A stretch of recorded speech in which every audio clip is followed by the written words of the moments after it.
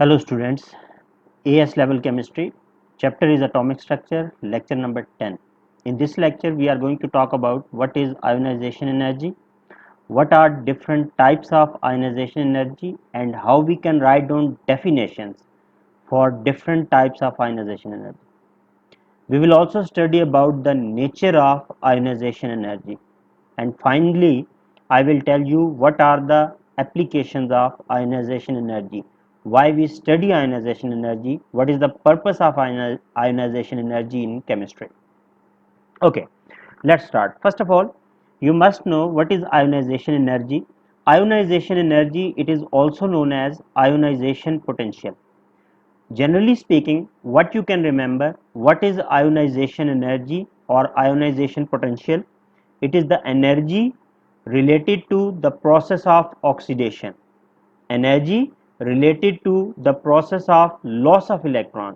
It is known as ionization energy. Now, whenever you are asked to write down definition for ionization energy, first of all, for writing definition, you must know the type of ionization energy. You must remember, whenever a material, whenever an element loses first electron, that ionization energy is known as first ionization energy.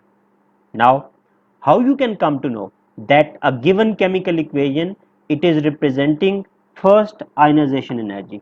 It is very simple. Whenever you want to write down an equation for first ionization energy, the material, the element must be in the gaseous state. And how you will come to know that this chemical equation is representing first ionization energy?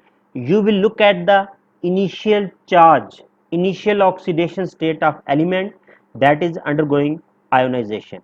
You can see in this example, the initial charge on this material is 0. After losing electron, what must be the final charge?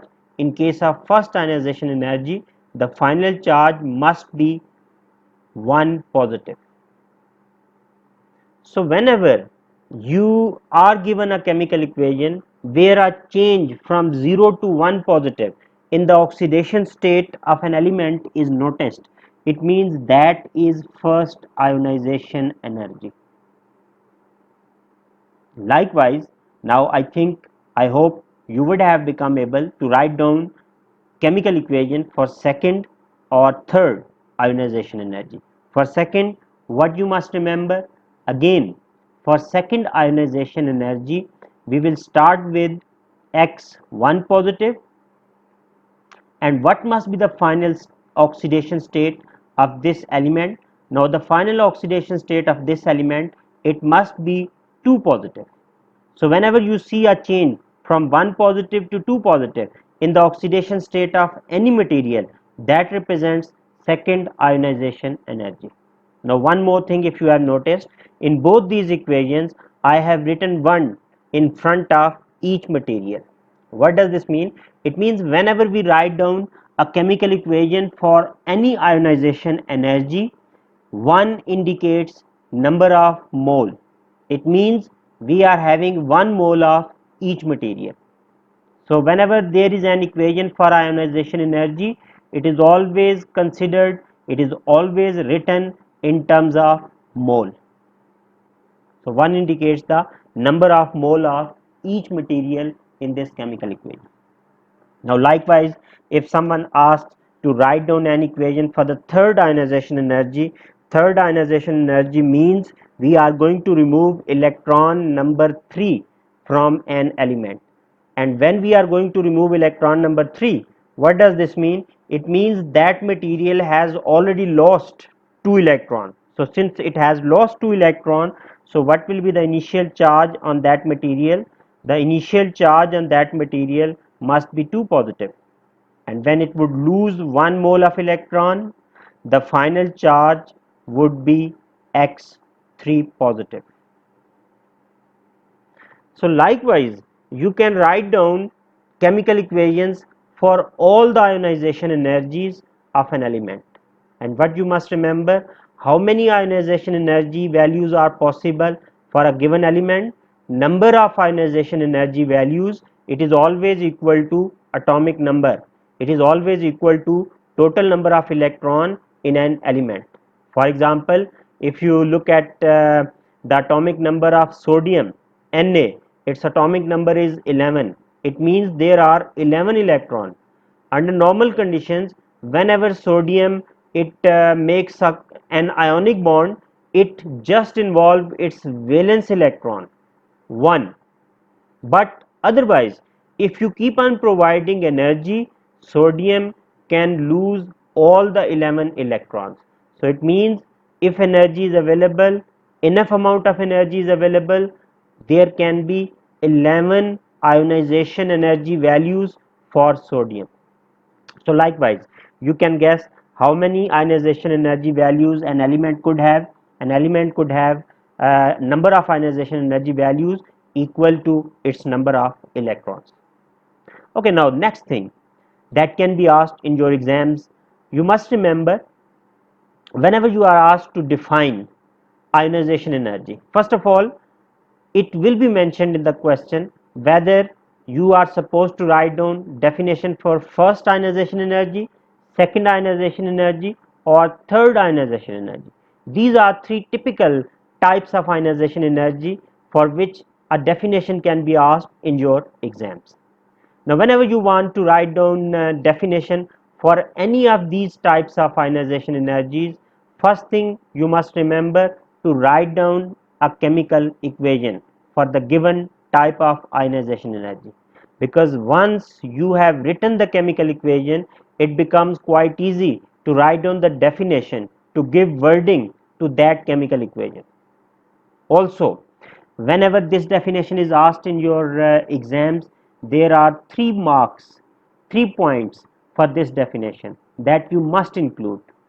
Now out of the 3 points, 2 points they are common in all the three definitions. So those 2 points, they are easy to be remembered. Now I am going to tell you how to write down the definition, whether it is first, second, or third. The first thing that you must write down in the definition, you must always start your definition by writing the enthalpy change. The enthalpy change. And the second definition, second step of the definition, it is also common for all the definitions. What is the second step? Now look at the equation that is common in all the three chemical equations. What is that? When 1 mole of electron is removed. This is the second point of the definition that is also common. You will have to write down in all the three definitions. The third point of the definition for first, second, and third, it is variable. You will have to modify the third point to score the third mark. Now I will complete the definition for first ionization energy, and then you will become able to write down definition yourself for second and third ionization energy.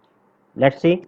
Now whenever suppose if it is asked to write down definition for the first ionization energy, what we will do, we will write down a chemical equation and then we will write down the definition like this. First thing we will write down the enthalpy change, the enthalpy change when 1 mole of electron is removed from 1 mole of gaseous atom to produce 1 mole of gaseous unipositive ion. You can see in the last point I have mentioned the charge that has been created on the gaseous ion. Likewise, now whenever you are going to write down definition for the second or third ionization energy, for the second you must write down unipositive gaseous sign to produce dipositive gaseous sign, and in third ionization energy you must write down dipositive gaseous sign to tripositive gaseous sign. Okay, you can pause video here and you can write down definition for the second and third ionization energy yourself. Okay, if you have written, now you can check the definition for the second ionization energy must be the enthalpy change when 1 mole of electron is removed from 1 mole of gaseous unipositive ion to produce 1 mole of gaseous dipositive ion. Clear? Likewise, you can write down definition for the third ionization energy like this: the enthalpy change when 1 mole of electron is removed from 1 mole of gaseous dipositive ion to produce 1 mole of gaseous tripositive ion. So now it has become obvious and it has become quite simple for you people to write down definition for first, second and third ionization energy for any element. Now how this question can be slightly changed in your exams in AS level. Look at a different type of definition that can be asked. Now in the exams sometimes you are given a chemical equation for an element and you are asked to define this chemical equation with respect to ionization energy. Now two information you must notice from this chemical equation. Number one, this represents which type of ionization energy. As you can see in this case, the change in oxidation state is from 1 positive to 2 positive. The element has lost already 1 electron. It is going to remove electron number 2. So it means this is an equation for second ionization energy. So you are supposed to give definition for second ionization energy. And second thing, you must notice which element is given in the chemical equation. Now you are supposed to give the name of this element in your definition. Okay, I am going to tell you the definition. How you will modify? You will only modify the third point, the third step of the definition. The definition is the enthalpy change when 1 mole of electron is removed from 1 mole of gaseous unipositive calcium ion to produce 1 mole of gaseous dipositive calcium ion. So this is how whenever you are asked about first, second or third ionization energy, or any other chemical equation is given and you are asked to write down the definition, in all cases you will have to modify point number 3 only. The first and the second two pieces of information, the first and second two, these two pieces of information, they always remain same for all the definitions of ionization energy.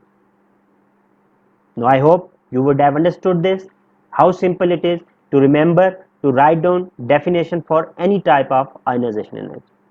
Next thing, now always remember, whether you have been given first, second, third, fourth, any ionization energy, the unit for ionization energy is kilojoule per mole. This is the unit of ionization energy. Kilojoule per mole of electrons.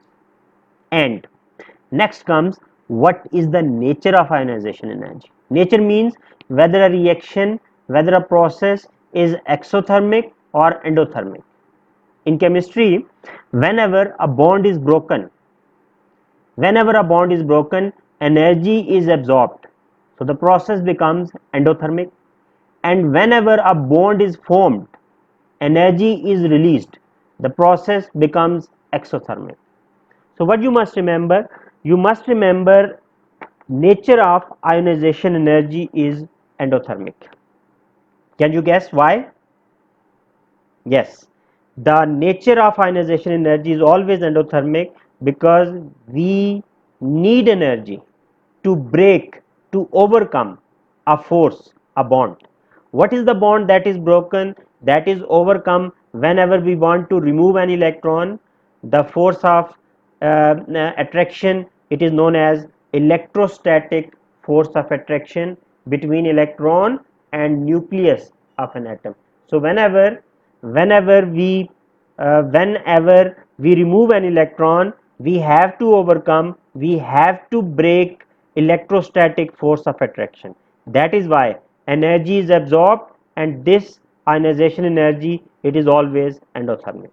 So this is one thing you must remember, that why ionization energy is endothermic, Ionization energy is endothermic since electrostatic force of attraction has to be overcome by absorbing energy. So it is electrostatic force of attraction that we have to overcome to remove electron from an atom or from an ion. But next thing you must remember, as I told you, an element can have how many ionization energies? Number of ionization energies is always equal to atomic number is equal to number of electrons. Now like sodium, I told you there are 11 electrons. Sodium can have 11 ionization energies. But what do you think? What do you think? Do you think all the ionization energies for an element have equal amount of energy? All the ionization energies are equal in magnitude? No. Whenever we have first ionization energy, it is least endothermic. It needs minimum energy for the removal of electron. First ionization energy is least. Why?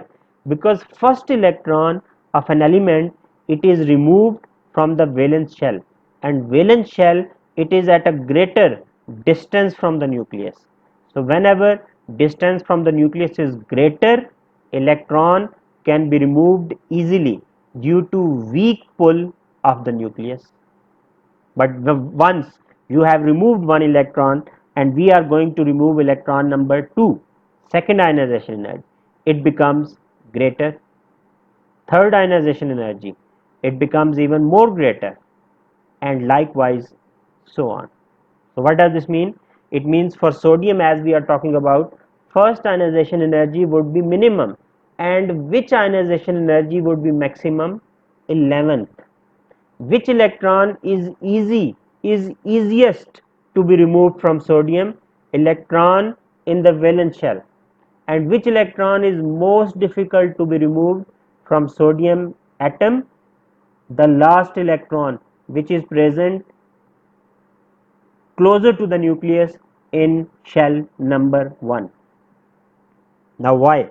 What is the reason? Why these successive ionization energy, they become more and more endothermic? Why third ionization energy is greater than second and second is greater than first? Let's look at the example. If we take the example of calcium, you know calcium, it has 4 shells. Now right now there are 20 protons in the nucleus of calcium, and these 20 protons, they are attracting all the 4 shells. As the shell number increases, you can see closer to the nucleus is shell number 1. Nucleus would have strongest force pull for shell number 1, but as we are going away from the nucleus, the pull of nucleus, it starts decreasing. Okay, let's suppose we remove the valence electron. There are 2 valence electron in case of calcium. Let's remove both the valence electron. What will happen when we remove 2 valence electron? The calcium atom would not remain an atom, it would become an ion. The ion would be having a charge of 2 positive. You can see this is calcium ion, it is produced from calcium atom. In the calcium atom there were 4 shells, but now in the calcium ion there are 3 shells. The last shell we are not considering because it has become empty. Okay, forget about the last shell. Now there are 3 shells. Now number of protons in the nucleus of calcium ion, it is still 20. But what has happened to the number of electrons around the nucleus? Around the nucleus, number of electrons has become 18. So what does this mean? It means when this calcium atom has become calcium ion, the distance of the third shell from the nucleus, it has decreased. Why? Because pull of nucleus, it has increased. Why pull of nucleus has increased? Because proton to electron ratio has increased. Earlier in calcium atom, 20 protons were attracting 20 electrons, but now 20 protons are attracting 18 electrons. So due to this, the pull of nucleus becomes stronger, so the shells, they will get close and close to the nucleus. So we can say radius has become small due to greater pull of nucleus, due to greater proton to electron ratio. You can write on all these pieces of information in as an answer in your exam, or you can write on any one or two pieces of information depending on number of marks in the question paper. So I am repeating, why, whenever it is asked why each successive ionization energy is endothermic, why third ionization energy is greater than second, second is greater than first, simply you will say, since pull of nucleus on the remaining shells on the remaining electron increases, distance between shells and nucleus decreases due to increased proton to electron ratio, due to increased proton to electron ratio. So this is the reason why each successive ionization energy, it is endothermic, and this is true for all the elements. Now in the end, you must remember why we study ionization energy, what is the purpose of ionization energy. So you can remember 2-3 applications of ionization energy. Number one, you must remember ionization energy is very important. Ionization energy is very important in deciding reactivity of an element. For example, if I give you two elements A and B, the ionization energy of element A is, suppose it is less, ionization energy of element B is high. What does this mean? Which element can lose electron easily? Element A can lose electron easily. Whenever an element can lose electron easily, it can react quickly. So what does this mean? It means with the help of ionization energy, comparatively you can guess which element would be more reactive. The one having low ionization energy, it is more reactive. Second thing, with the help of ionization energy, we can decide about the valency of an element. And remember, valency, it is related to the distribution of electron. With the help of ionization energy, we can also guess about the distribution, about the arrangement, about the configuration of electrons in an atom. So these are the applications of ionization energy. Now how we can decide about the valency or distribution of electron? Let me give you an example. If we are given X, an element from group 7, it has 7 valence electron. Group 7 means 7 valence electron. So what you can do, you can distribute electrons like this. First of all, electrons are distributed unpaired. Then we start pairing. Now what you can see, how many unpaired electrons are there? Just one. So what is the valency of this element? 1. Why? Because valency is always equal to number of unpaired valence electrons. Number of unpaired valence electrons is known as valency. You can attempt one more example. If I give you nitrogen and if I tell you nitrogen belongs to group number 5, you can solve this example even mentally and you can tell me what will be the valency of nitrogen. Just divide, just distribute 5 electrons in the last shell of nitrogen, distribute and identify how many unpaired electrons will be there. That will be the valency. Yes, you are right. When we will distribute electrons, what we will see? 3 electrons left unpaired. So it means the valency of nitrogen is 3. Nitrogen can make 3 bonds. I hope you would have enjoyed this lecture. Thank you for your time. You can give your feedback in the comments. Thank you.